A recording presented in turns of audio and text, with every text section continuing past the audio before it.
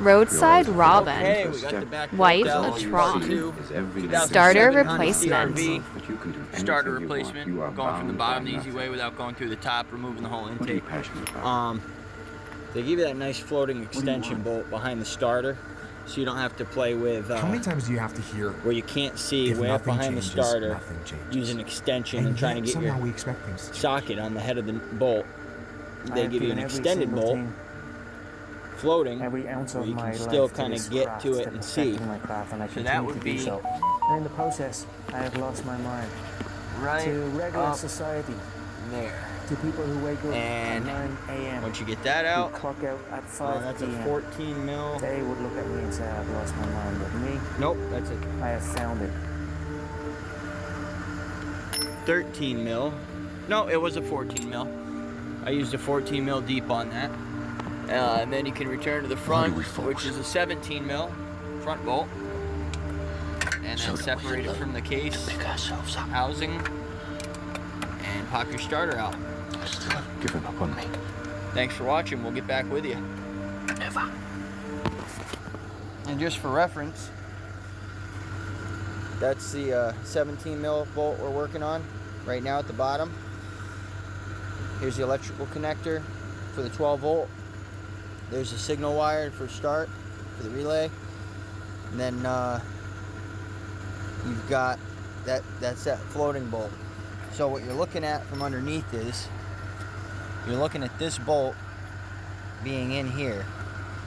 So instead of being up way where you can't see, trying to figure out how long of an extension you need, they give you that so you can still kind of get on it. I used a deep, that fit perfect, gave me enough room to slip my ratchet on. I backed it out, then I used a power ratchet, zipped it out the rest of the way, fished it out.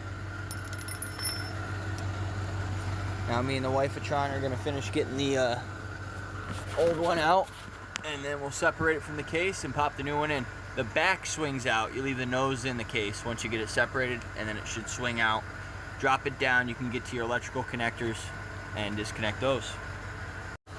And once you swing that back end up and in the hole, and then you can swing the back end out, drop it down. I already did the connector for the start relay when it was up there. Now all you have is the 12 volt power supply power wire, which is right here, the main power wire.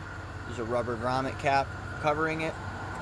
Pop that off, and then should be like a 12 or 13 millimeter nut.